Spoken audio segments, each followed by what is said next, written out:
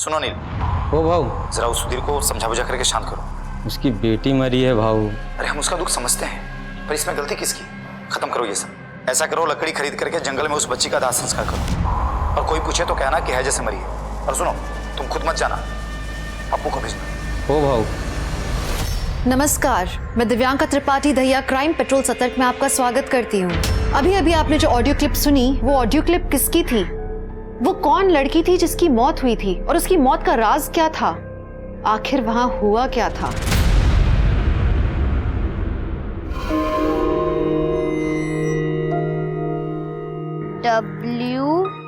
WORK work, hard work. HARDWORK hard work. ये क्या होता है? अरे अम्मा देखो, हार्ड माने कड़ा और वर्क मतलब काम। कड़ा काम, मेहनत वाला काम जो तुम करती हो। तो ये बात अपने पापा को बोल कि हम कितनी मेहनत वाला काम करते हैं, वो हार्ड वाला। अरे अम्मा, अगर हम पापा को कुछ कहने जाते हैं ना, तो वो उल्टा हमें काटने आते हैं। हट, बाप है तुम्हारी, ऐसे नहीं बोलते। सॉरी। जन दे छठी मैया प्रात दर्शन दे। अम्मा, तुम्हें छठी मैया का गाना बहुत पसंद है ना? हाँ, बहुत पसंद। जैसे तुमको ये रेडियो सुनना पसंद है ना, हमको हमारा लोकगीत संगीत बहुत पसंद है। अब रोजी रोटी के चक्कर में बिहार छोड़ दी तो क्या, अपने रीति रिवाज भी छोड़ देंगे? सच्चे मन से आदमी जो भी मांगे ना, छठी मैया जरूर देती है। अच्छा अम्मा, तुम छठी मैया से क्या मांगती हो? बताओ ना अम्मा। सूप कितने का? 40 रुपये का भैया। ठीक है, 2 दे दो। ये लीजिए। ठीक।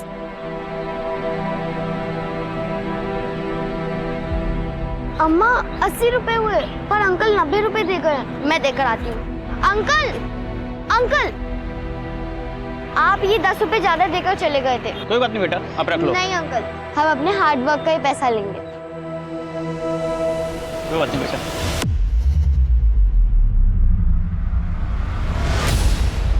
काहे गई थी वहाँ? वो पापा, वो अंकल 10 रुपए। चुप! तुमको कितनी बार बोले हैं कि इसको यहाँ बाजार मत लाया करो? जवान हो गई है लेकिन अकल नहीं आई है। नाक कटवाई की किसी ने ना मारा। लेकिन चुप! कुछ बोली तो मुंह तोड़ देंगे तुम्हारा। बैठो वहां, ध्यान रखो इसका।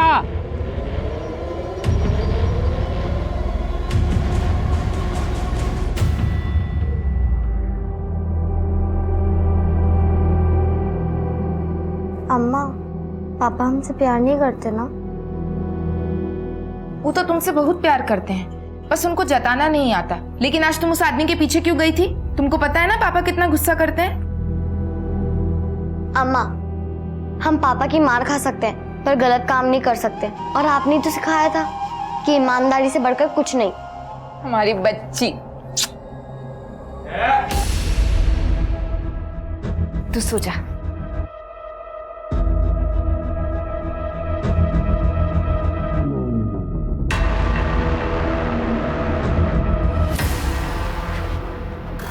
आप राशि को बात बात पर डांटा मत कीजिए, बच्ची को बुरा लगता है। आप सुन रहे हैं ना हम क्या कह रहे हैं?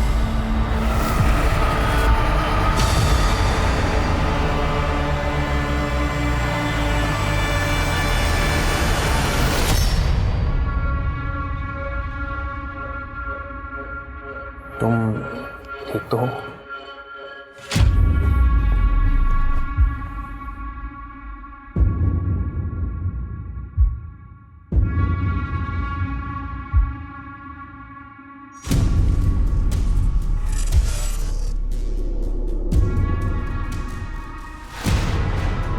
ये क्या कर रहे हैं आप?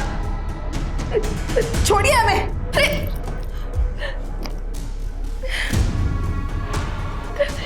क्या कर रहे हैं आप? पति हैं हम तुम्हारे, पति का धर्म निभा रहे हैं। धर्म तो ना आप पति का निभा रहे हैं, और ना ही एक पिता का। आप क्या कर रहे हैं हम दोनों जानते हैं, और ऐसा करने से कुछ होगा भी नहीं, ये भी जानते हैं। बाहर में जाओ।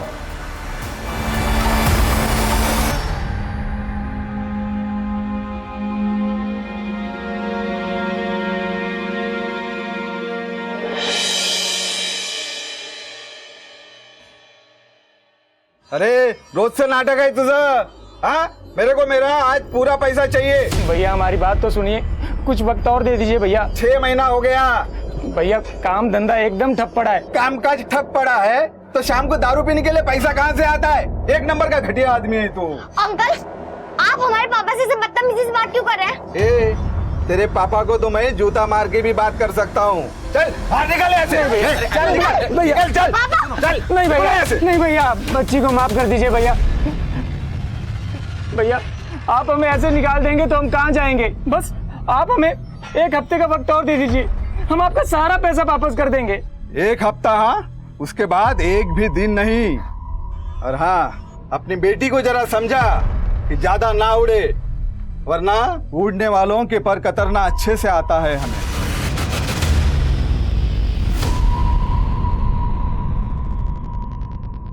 मंत्री जी ये जमीन ले लीजिए, मिट्टी के भाव मिल रही है। सुधा, सुधा जल्दी आना सुधा। अरे जल्दी, इतनी देर कहाँ लगा? जल्दी चल। प्रणाम चाची। चल जल्दी।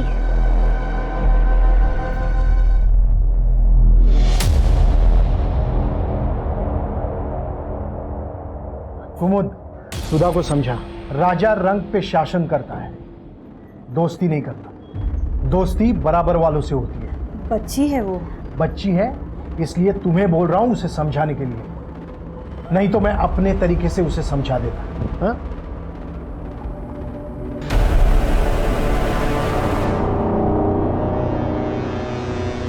तुम इतना मत सोचो, दे देंगे तुम्हारे पापा पैसे। और अगर नहीं दे पाए तो कहाँ जाएंगे हम? 8 इयर्स हो गए हमें सोलापुर में। अब तो अम्मा भी गांव को याद करने लगी है। तो तुम बिहार छोड़ के यहाँ क्यों आए? पता नहीं, शायद काम के चक्कर में आए होंगे पापा। तो फिर मुंबई जाते या कोई बड़े शहर जाते, यहाँ क्यों? पता नहीं क्यों।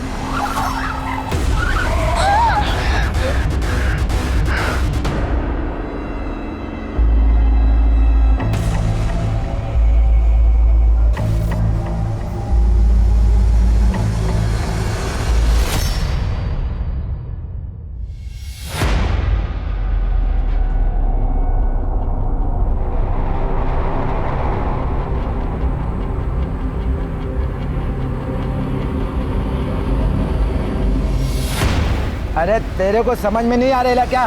इधर उमेश भाई का मंच लगेगा। अरे ऐसा मत कीजिए भैया, ये हमारी रोजी रोटी है। या एक घुमा के। ये क्या हो रहा है? हाँ, ये उमेश भागवत के लोग हैं, कह रहे हैं कि यहाँ पर स्टेज बनेगा छठ पूजा के लिए। अरे नहीं भैया, गरीब आदमी है, भूखे मर जाएंगे। तू घर पे जा, तू घर पे जा। जाएंगे। क्या कर रहे हो? अरे नहीं भैया, अरे हमारी छोटी सी बच्ची है भैया। अरे नहीं भैया, अरे भैया, अरे नहीं भैया, अरे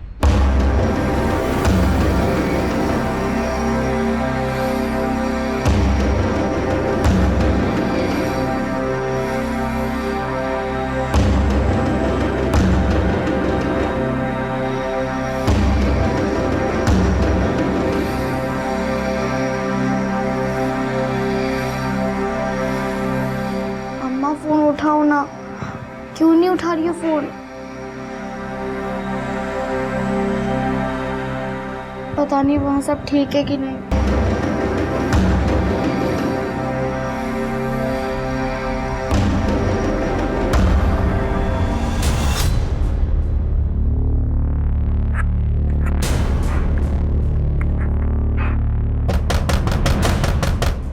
लगता है अम्मा आ गई।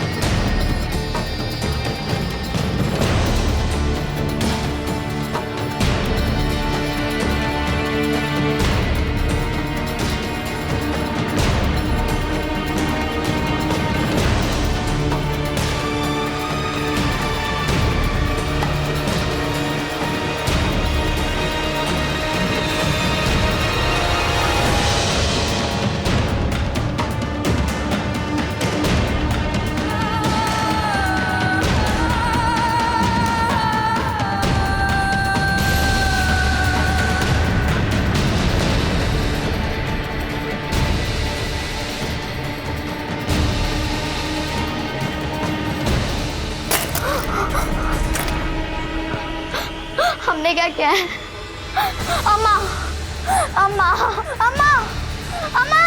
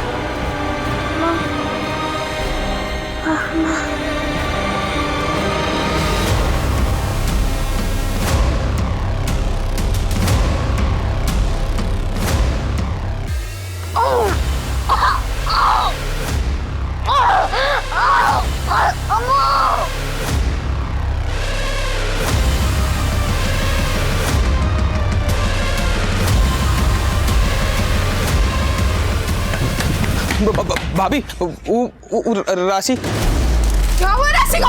राशि भाभी भाभी राशि राशि राशि बेटा क्या हो गया बेटा? गौतम चल जल्दी अस्पताल ले चल। हाँ भाभी राशि मुझे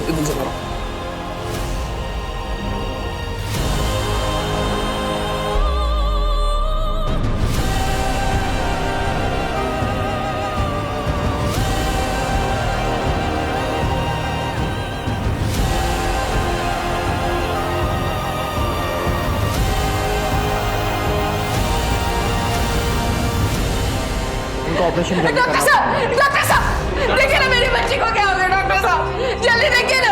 ओके ओके, आप सब लोग बाहर जाइए। अरे डॉक्टर साहब राशि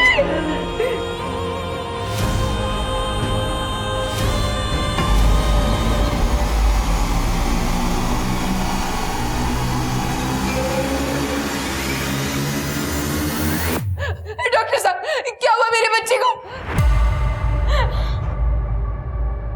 बोलिए ना डॉक्टर साहब क्या हो गया राशि को? आई एम सॉरी, आपकी बच्ची नहीं रही। राशि राशि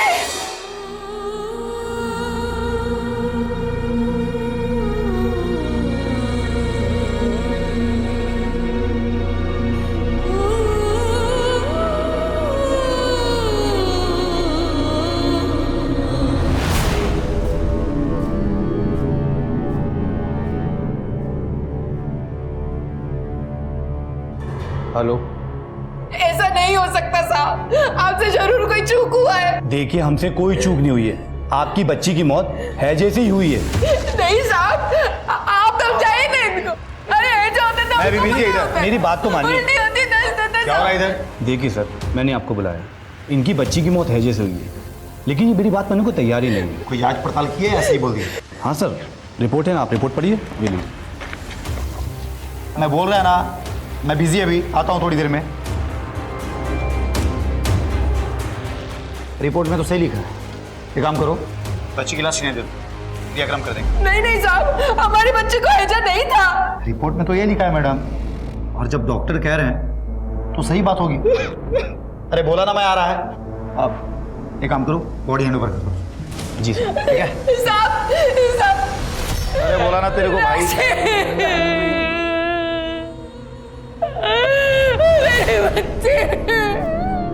राशि का बलात्कार करके उसका खून किया गया था, लेकिन डॉक्टर ने पुलिस से कहा कि उसकी मौत कॉलेरा की वजह से हुई है।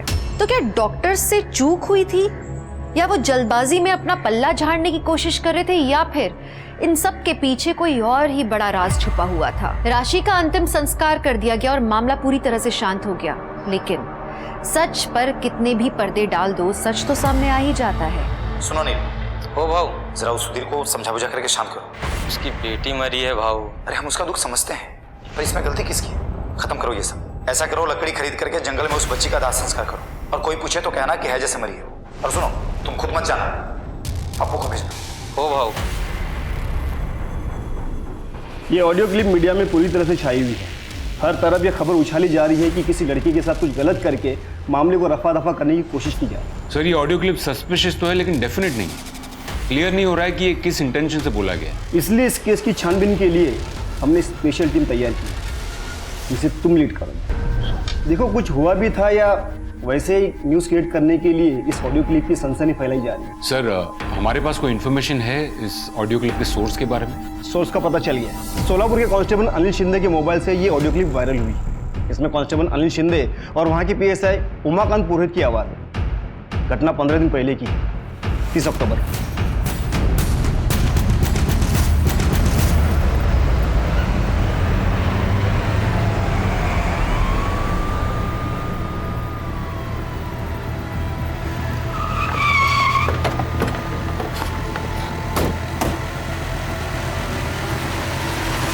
सुनो नील, हो भाऊ, जरा उस सुधीर को समझा बुझा करके शांत करो। उसकी बेटी मरी है भाऊ। अरे हम उसका दुख समझते हैं, पर इसमें गलती किसकी है?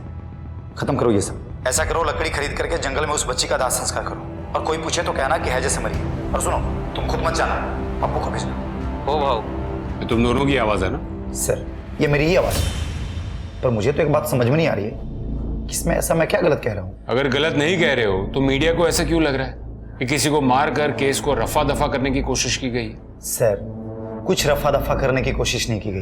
मैं खुद अस्पताल गया था, बच्ची की लाश को भी मैंने देखा था, हैजे से मरी थी वो।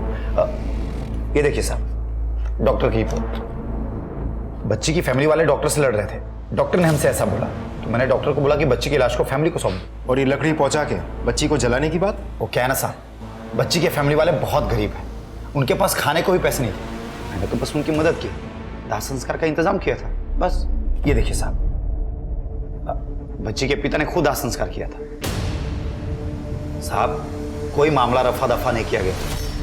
हम पुलिस वाले हुए तो क्या हुआ, दिल तो हमारे पास भी है ना साहब। बच्ची मरी थी उनकी, मैं तो बस उनकी मदद कर रहा था। कांस्टेबल अनिल शिंदे। हो सर।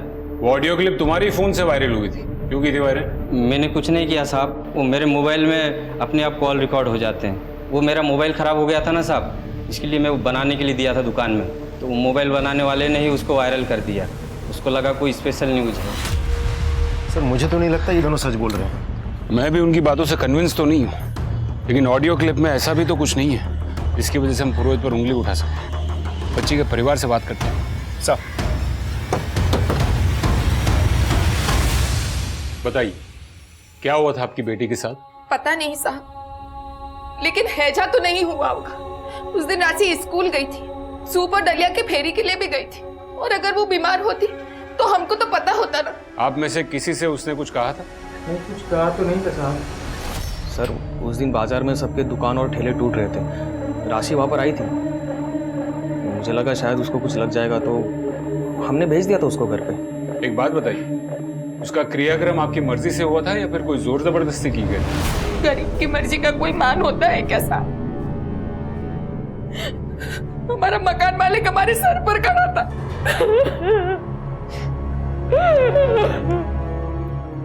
हमारा राशि का मौत हैजा से नहीं हुआ है। अब बड़े साहब को बोलेंगे पड़तालने को। देखो मैं तुम्हारे सामने हाथ जोड़ता हूँ, इस घर में पुलिस नहीं आना चाहिए। इस बात को यहीं खत्म करो। अगर नहीं कर सकते तो मेरा घर अभी के अभी खाली करो और इस लाश को भी लेकर चले जाओ, और फिर करते रहो जो करना है वो। ठीक है भैया, आप जो कहेंगे हम वही करेंगे। फिर एक पुलिस वाला है और बोला लकड़ी का इंतजाम हो गया। आनंद पानंद में हमारी बच्ची का लाश उठाकर उसका अंतिम संस्कार करवा दिया साहब।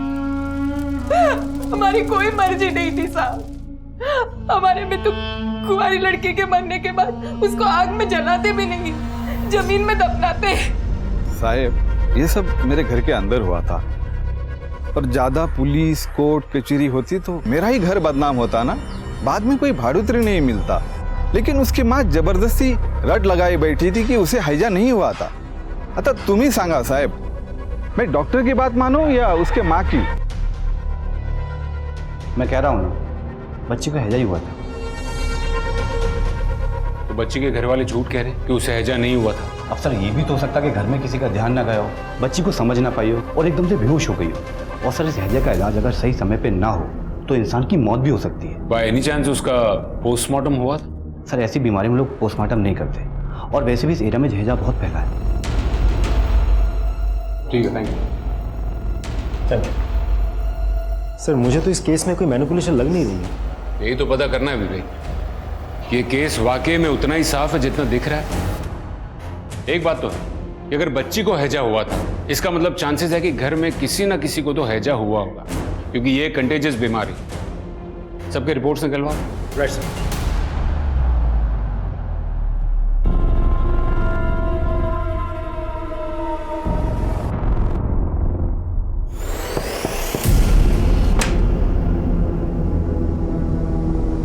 तुम फिर पी कर आए हो? प्रभात, जिंदगी बर्बाद करके रख दी है तुमने मेरी। पूरा दिन कमर तोड़ मेहनत करती हूँ मैं, लेकिन तुम पूरा दिन शराब पी के ना पता नहीं कहाँ मुंह मारते फिरते हो। चे चे चे, घर में घुसाने की तेरी चक शुरू हो जाती है। चे। प्रभात, प्रभात, मुझे तुमसे बात करनी है प्रभात।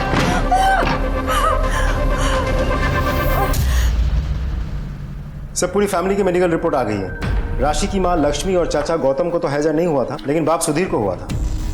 इसका मतलब पूरी पॉसिबिलिटी है कि राशि को भी हैजा हुआ होगा। हो तो सकता है सर, वैसे भी बच्चे साफ सफाई के साथ कहाँ रहते हैं।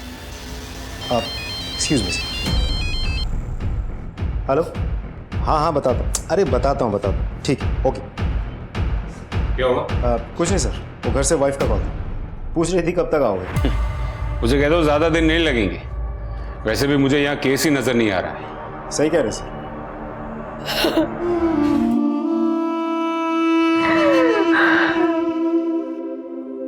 हाय, आई एम राशि सरोज।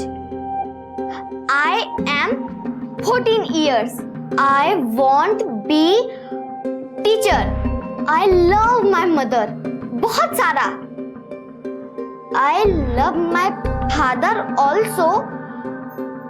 पर थोड़ा थोड़ा because he no love me. People की भुतनिया चढ़ गई है माथा पर। आईना में देखकर खुद ही से बतिया रही हो। अरे अम्मा, अब अगर हम खुद से नहीं बतियाएंगे तो किससे बतियाएंगे? यहाँ थोड़ी आती किसी को इंग्लिश। हम ये बस्ती छोड़कर इंटेलिजेंट लोगों के बीच में जाएंगे। दिल्ली, मुंबई, वहाँ तो सब इंग्लिश बोलते हैं। अच्छा, और जाओगी कैसे? पैसा कहाँ है? एक बार हम अंग्रेजी बोलना सीख जाए ना, फिर वीडियो बना कर वायरल कर देंगे। फिर देखना कैसे बुलाया करेंगे तुम्हारी बिटिया को लोग काम पर। अच्छा, तो वायरल होएगी हमारी बिटिया। हाँ। क्या है उस ऑडियो क्लिप का सच? क्या सच में किसी मासूम के साथ कुछ गलत करके उसे मार दिया गया और इस बात को रफा दफा किया गया? आखिर क्या हुआ था उस बच्ची के साथ? क्या सच में उस बच्ची को इंसाफ मिलेगा? अब तुमको सब जानने लगे हैं राशि। वो वायरल हो गई हो तुम, लेकिन उसके लिए हमको बहुत बड़ी कीमत चुकानी पड़ी। बहुत बड़ी कीमत चुकानी।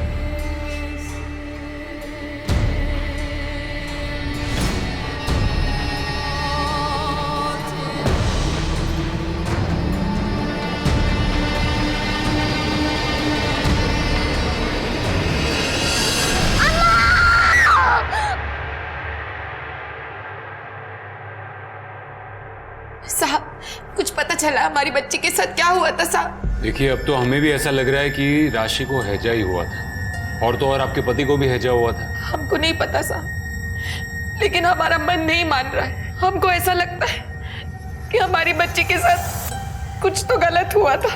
देखिए लक्ष्मी जी, मैं आपकी भावनाओं को समझ सकता हूँ, लेकिन पुलिस अपनी तहकीकात सबूतों के आधार पर करती, और अब तक हमें जो भी सबूत मिले हैं वो इसी तरफ इशारा करते हैं कि राशि की मौत हैजा से ही हुई थी। हम जानते हैं आप लोग बहुत व्यस्त रहते हैं, राशि के बारे में छानबीन करने के अलावा भी दुनिया भर का काम पड़ा है आपके पास, लेकिन साहब हमारी तो एक ही बच्ची थी ना, हमारी राशि तो वापस नहीं आएगी ना साहब। अगर हमें ये पता चल जाए कि उसके साथ हुआ क्या था तो कम से कम मरने के वक्त हमारी सीढ़ी पर कोई सवाल का बोझ तो नहीं रहेगा ना साहब। अब आपके हाथ जोड़ते हैं साहब, आप जांच कीजिए साहब।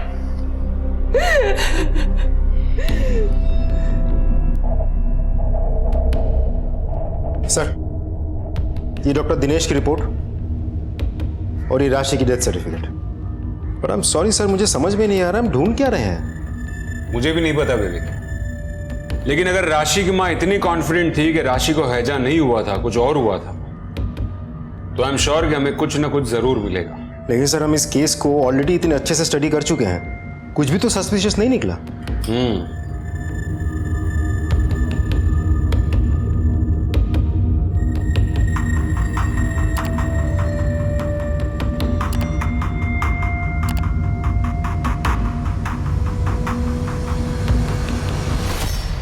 विवेक। Yes sir. विवेक, ये डॉक्टर देखो, ये हॉस्पिटल के काफी फोटोज में दिख रहा है। ऐसा लग रहा है जैसे राशि का केस इसी के अंडर में था। लेकिन उस दिन हॉस्पिटल में ये डॉक्टर तो नहीं दिखा था हमें। तो वाकई में हॉस्पिटल में नहीं था या फिर जानबूझकर हमसे छुप रहा था? इसके बारे में पता करो। सर, ये तो डॉक्टर मनीष हैं। डॉक्टर मनीष अभी कहाँ मिलेंगे ये? अभी यहाँ पर काम नहीं करते ये, कुछ 15 दिन हो गए इनको नौकरी छोड़े हुए।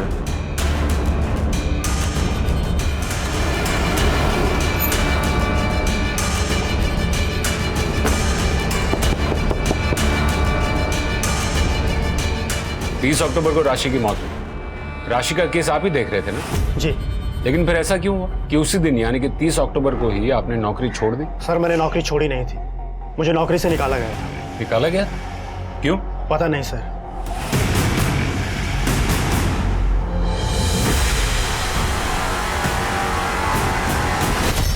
क्या करो मनीष? सर मुझे लगता है बच्चे के साथ। तुम जाओ, मैं देख लूंगा। लेकिन सर। मनीष, मैंने कहा ना तुम जाओ।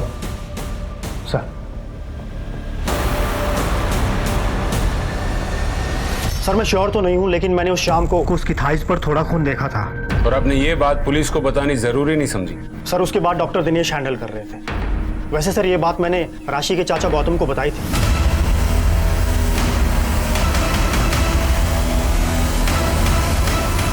और उसी शाम को डॉक्टर दिनेश ने मुझे नौकरी से निकाल दिया। ठीक है, जरूरत पड़ी तो फिर से आपसे कांटेक्ट करेंगे।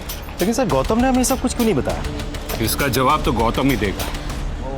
वो सर वो मैं जब डॉक्टर मनीष ने तुझसे कहा कि राशि के बॉडी पर खून मिला था, तो ये बात तूने पुलिस को क्यों नहीं बताई? हमें सर ज़्यादा कुछ समझ में नहीं आया था जो डॉक्टर मनीष ने कहा था। फिर बड़े वाले डॉक्टर ने कहा कि उनको हैजा है, तो सर हमको लगा कि बड़े वाले डॉक्टर को ज़्यादा पता होगा, इसलिए ये बात हमने पुलिस से छुपाई थी सर। डॉक्टर मनीष को नौकरी से क्यों निकाला? सर डॉक्टर मनीष लापरवाह था, मैंने कई बार उसे वार्निंग दी, लेकिन उसकी लापरवाही में कोई फर्क नहीं पड़ा। अब ऐसे डॉक्टर की वजह से मैं अपने पेशेंट की जान खतरे में नहीं डाल सकता था, तो नौकरी से निकाल दिया उसे।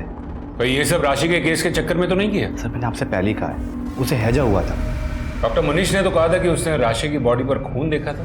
हाँ सर था, वो बच्ची का महीना चालू था सर। राशि ने तो हमको नहीं बताया था साहब कि उसका महीना चल रहा था। अगर ऐसा होता तो हमें तो पता होता, उसको उन दिनों बहुत दर्द होता था। आप यकीन के साथ ये बात कह सकती? यकीन के साथ तो नहीं कह सकते। राशि की बॉडी घर में कहाँ मिली थी? घर के पीछे वाले हिस्से में साहब। यहाँ पड़ी थी हमारी राशि।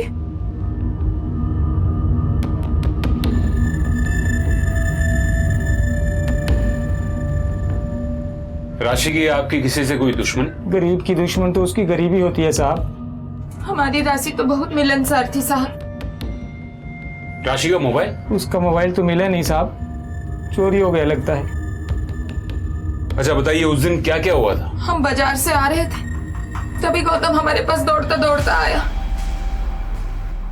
तो तुम सबसे पहले आए घर में? हाँ सर, हम सबसे पहले आए थे।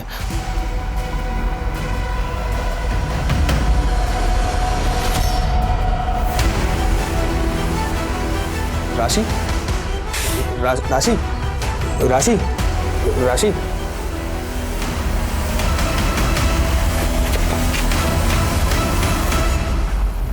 कितने बजे आए? 2:15 बजे सर, हमें याद है।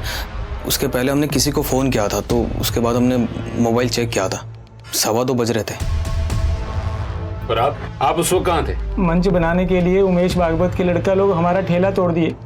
हमें कुछ भी समझ नहीं आ रहा था साहब, तो हम पीने के लिए ठेके पर चले गए। राशि के बारे में हमें बाद में पता चला।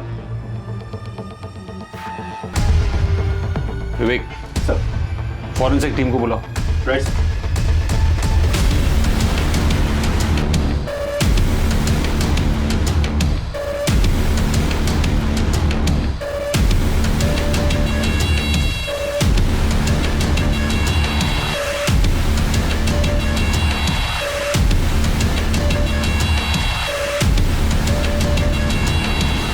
सर, उस जगह पे जो दांत मिला है उसमें सिल्वर फिलिंग है। लक्ष्मी का कहना है कि राशि के दांत में कीड़े लगने की वजह से उसमें चांदी भरवाई गई थी। और जो नाखून मिला है उस पर वही नेल पेंट लगा है जो उस दिन राशि ने लगाया था। ये नाखून और दांत को डीएनए टेस्ट के लिए भेजो और पता करो कि ये राशि के हैं या नहीं। सर, आपको सच में ही लगता है कि राशि के साथ सच में ही कुछ गलत हुआ होगा? पक्के से नहीं कह सकते विवेक, क्योंकि घर के जिस हिस्से में वो लाश मिली थी वहां ज्यादा साफ सफाई होती नहीं। ऐसा भी हो सकता है कि ये दांत और नाखून पहले कभी टूट कर गिरे हो। एक और बात सर, क्राइम सीन में हमें ये बटन भी मिला है, लेकिन घर वालों का कहना है कि इस बटन के बारे में किसी को कुछ नहीं पता। विवेक, ऐसा भी हो सकता है कि कोई घर पर आया था और उसका बटन ये टूट कर गिरा होगा। इस सब से कुछ साबित नहीं होता, कुछ भी हो सकता है। एक काम करो, राशि के बारे में सारी डिटेल्स निकालो, उसके दोस्तों से बात करो, आस पड़ोस में सबसे बात करो। Right sir. साहब जी, अच्छा हुआ बच्ची मर गई, वरना उसका बाप ही उसे मार डालता। रोज मारपीट करता था। सुधा बेटा, एक बात बताओ, राशि का कोई बहुत क्लोज फ्रेंड, कोई बहुत अच्छा दोस्त, कोई बॉयफ्रेंड, ऐसा कोई भी जिसके साथ वो बहुत ज़्यादा समय बिताया करती थी?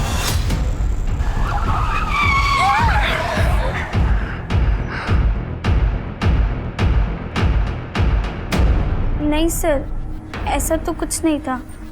उसके साथ किसी की कोई दुश्मनी, कोई अनबन, कोई झगड़ा हुआ हो?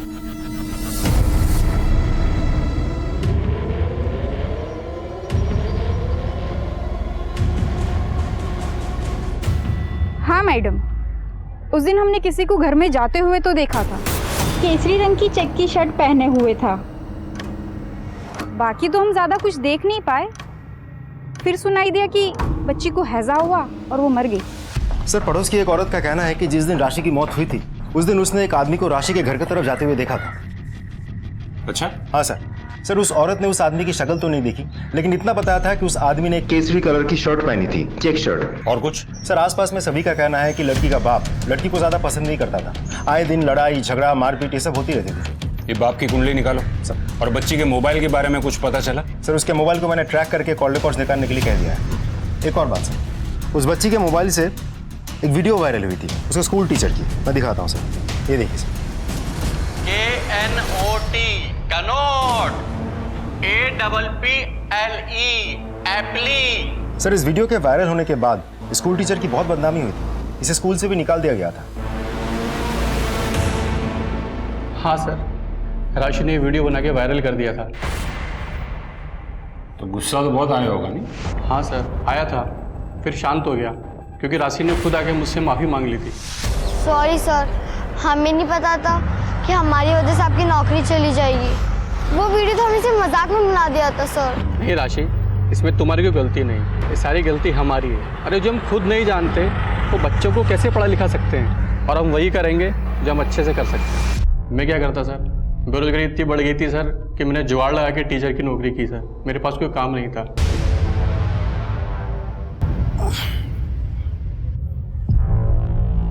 सुनो, एक कप चाय बना के दो ना।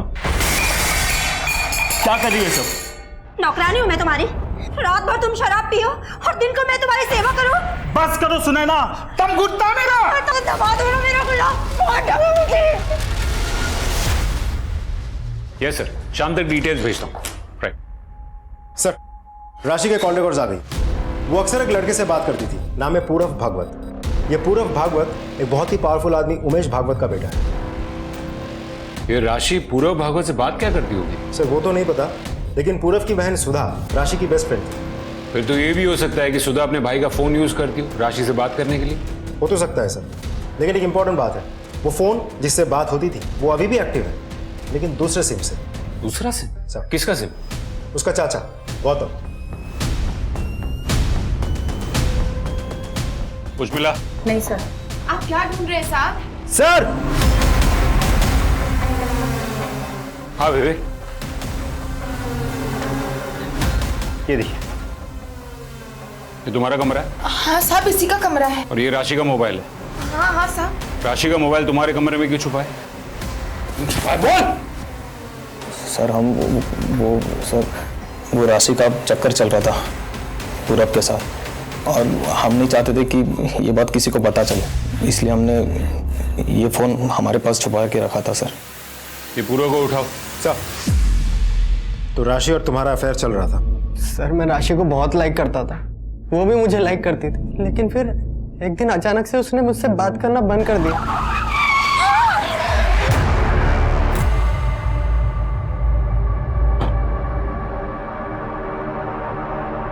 मैं तुमसे प्यार करता हूँ, ये तुम्हारे लिए। तुम समझते काहे नहीं? पहले ही पापा हमारी शादी के पीछे पड़े हुए हैं, बड़ी मुश्किल से अम्मा उन्हें रोक रही है। अगर उन्हें हमारे बारे में पता चला तो फिर वो अम्मा की भी नहीं सुनेंगे। चल सुधा। तो कहीं गुस्से में तुमने ही तो। सर मैं राशि से बहुत प्यार करता था, उसे कोई परेशानी ना हो इसलिए मैंने उससे बात करना बंद कर दिया था। मैंने सोचा था कि वो खुद मेरे पास आएगी, लेकिन ये नहीं सोचा था कि वो मुझसे इतनी दूर चले जाएगी। उमेश जी, आपको पता था कि आपके बेटे पूरब का अफेयर राशि के साथ चल रहा था? नहीं, मुझे अगर पता होता ना तो मैं खुद उसे मरवा देता।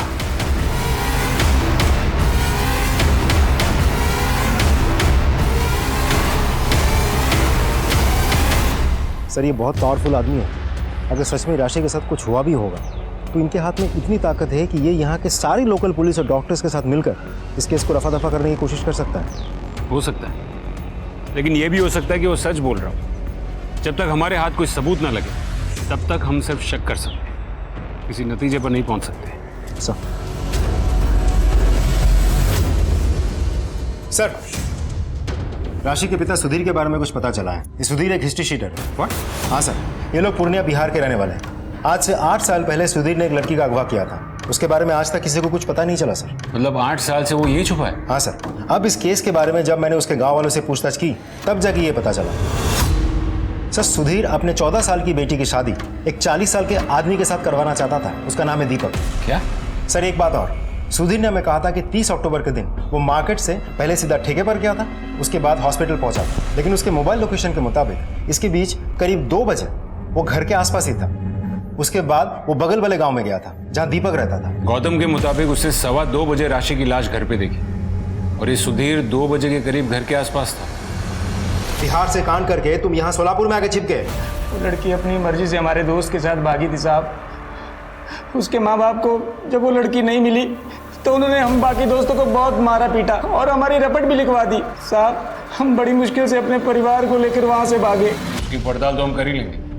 तू ये बता कि 30 तारीख को 30 अक्टूबर को 2-2:15 बजे तू कहाँ था? साहब हम ठेके पर पी रहे थे। तुम ठेके पर नहीं थे, तुम घर पर थे, और तुम ही ने अपनी बेटी की जान ली ना? तुमने अपनी बेटी की जान? नहीं साहब, हमने अपनी बेटिया की जान नहीं ली।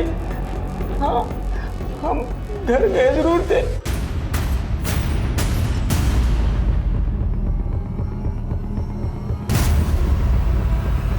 साहब हम राशि की कुंडली लेकर सीधा दीपक बाबू के पास गए शादी की तारीख पक्का करने। एक 40 साल के आदमी के साथ अपनी 14 साल की छोटी बच्ची की शादी करवाना चाहते थे तुम? घर में एक फूटी कौड़ी भी नहीं थी साहब, और दीपक बाबू बहुत पैसे वाले थे।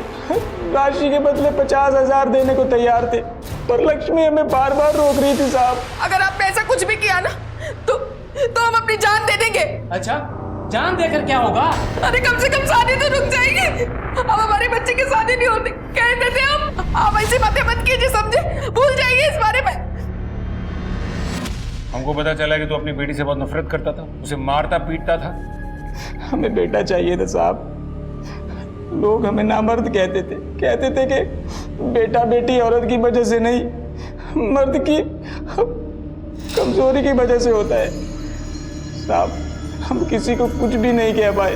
हम तो अभी भी कोशिश कर रहे थे कि हमारा बेटा हो, पर हमारी बीवी की बच्चादानी खराब थी, वो बच्चा नहीं कर सकती थी।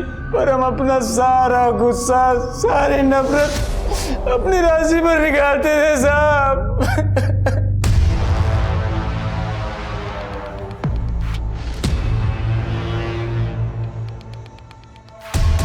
सर, डीएनए रिपोर्ट आ गई है। वो दांत और नाखून राशि के ही थे। डीएनए से तो कंफर्म हो गया, लेकिन ये कैसे कंफर्म करेंगे कि राशि के साथ वाकई में कुछ हुआ था?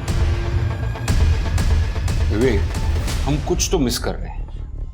या तो इनमें से कोई जानबूझकर हमसे कुछ छुपा रहा है, या फिर सच में यहां पर किसी को कुछ भी नहीं पता। एक काम करते हैं विवेक, राशि की मौत की गुत्थी को सुलझाने की एक आखिरी कोशिश करते हैं। 30 अक्टूबर को इस शहर में, खास करके राशि के घर के आसपास क्या हुआ था वो सारा डेटा निकालो। शादी, मुंडन, गोद भराई, चोरी के मामले, सारी चीजें खंगालो और देखो कि यहाँ क्या क्या हुआ, और खास करके राशि के घर के आसपास कौन कौन देखा गया। Right sir. सर, राशि के मोबाइल से कुछ रिलेटेड मैसेज रिकवर किए गए हैं। हमको चुम्मा दोगी? बहुत अच्छी लगती हो तुम हमको, कभी मेरे साथ एक रात गुजारो। ये मैसेजेस पूरव के नंबर से आए? नहीं सर, राशि के चाचा गौतम के नंबर से। सर मुझे माफ कर दीजिए सर, राशि मुझे अच्छी लगती थी सर। हो सकता है कि राशि की माँ लक्ष्मी जो कह रही थी वो सच हो सकता है कि वाकई में राशि के साथ बहुत बुरा हुआ हो, और वो बुरा तूने ही किया हो।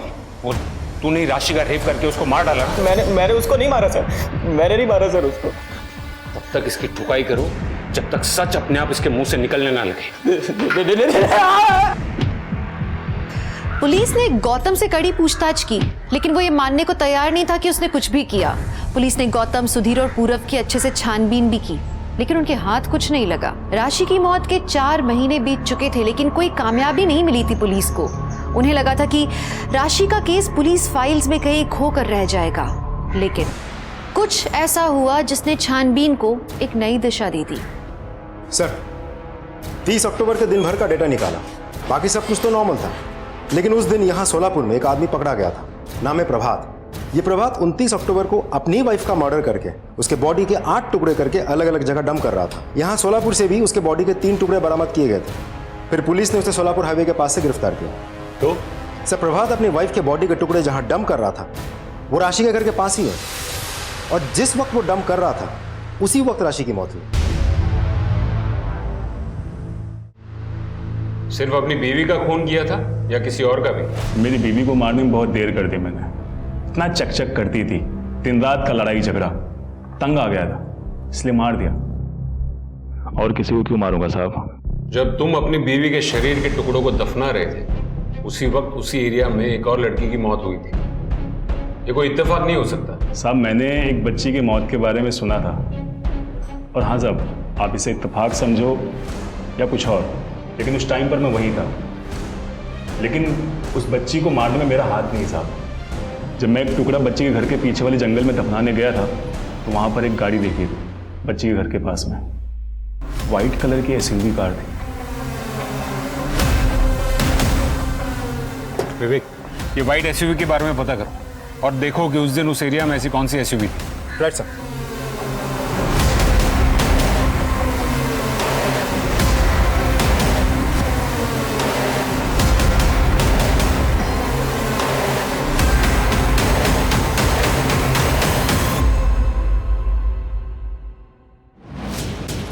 सर, उस व्हाइट एसयूवी का पता चल गया है। हमने पूरे शहर के सीसीटीवी फुटेजेस खंगाल डाले और वो गाड़ी इसी पुलिस स्टेशन में आई थी। अच्छा?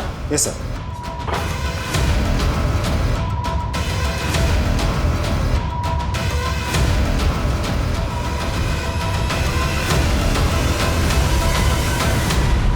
किसकी है ये? सज्जन सिंह, पुणे में रहता है, उमेश भागवत का खास है। सर, आपको मैं कुछ और भी दिखाना चाहता हूँ। ये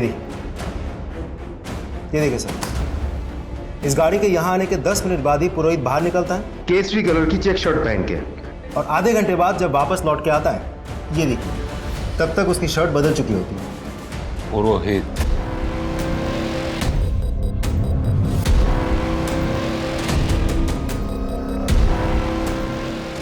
सर, राशि के घर में जो बटन मिला था वो इसी शर्ट का है। ये देखिए, सेम बटन, और इस शर्ट में ब्लड मार्क्स भी है। ये देखिए। और ये किसका खून है? राशि। राशि की लाश जिस कमरे से मिली वहाँ हमें यूरिन के ट्रेसेस भी मिले और वो यूरिन के सैंपल्स तुम्हारे सैंपल से मैच करते हैं। तुम लोगों ने मिलकर किया ना ये? और उमेश ने कहा था ना करने के लिए? नहीं, उमेश भाई ने नहीं कहा था ये करने के लिए, लेकिन मना भी नहीं किया था।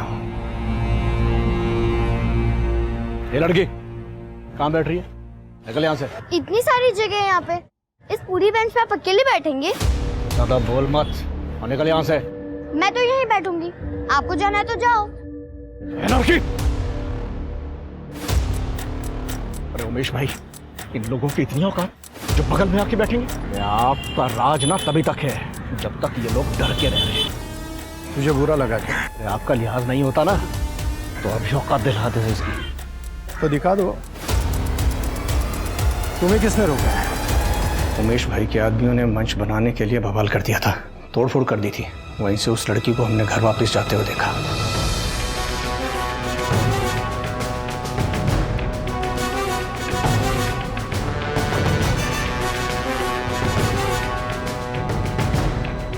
वहां से हम सीधे थाने आए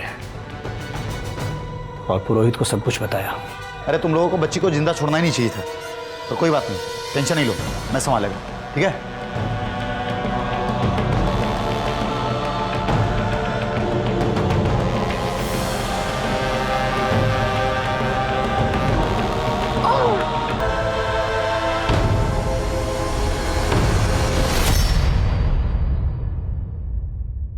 इन लोगों को ना पैर की जूती बनकर रहना चाहिए। अगर सर पर चढ़ने की कोशिश करेंगे ना तो औकात तो दिखानी पड़ेगी ना।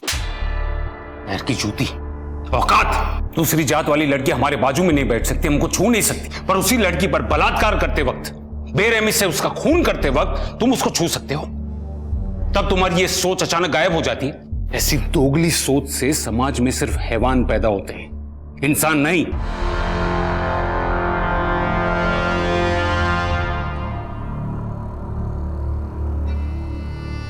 माना जाता है कि आज से 6 लाख साल पहले मानव का विकास शुरू हुआ था, एवोल्यूशन हुआ था। उससे पहले तक हम किसी भी आम जंगली जानवर की तरह थे। फिर धीरे धीरे हमें ये समझ आया कि अगर हमें अपने अस्तित्व को बचाना है तो समाज का निर्माण करना होगा, जहां ताकतवर कमजोरों की बाकी जानवरों से रक्षा करेंगे, सब आपस में एक दूसरे का ख्याल रखेंगे। सोचिए, हम जब जानवर के स्तर पर थे तो हमने इंसान बनने के लिए कितनी बड़ी बात सोची, और आज लाखों साल बाद हम में से कितने हैं जो इंसान होकर भी जानवर जैसी सोच रखते हैं। ये कहानी किसी एक राशि की नहीं है, बल्कि ये उन सब मासूम बच्चियों की है जो किसी न किसी शक्तिशाली इंसान के हाथों शोषण का शिकार बन जाती हैं। अगर किसी के पास शक्ति है तो उसे उसका इस्तेमाल करना चाहिए समाज की भलाई के लिए, न कि समाज को गर्त में धकेलने के लिए। इसी के साथ मैं दिव्यांका त्रिपाठी दहिया लेती हूँ आपसे विदा। आप देखते रहिए क्राइम पेट्रोल सतर्क। सतर्क रहिए, सुरक्षित रहिए, अपना ख्याल रखिए। जय हिंद।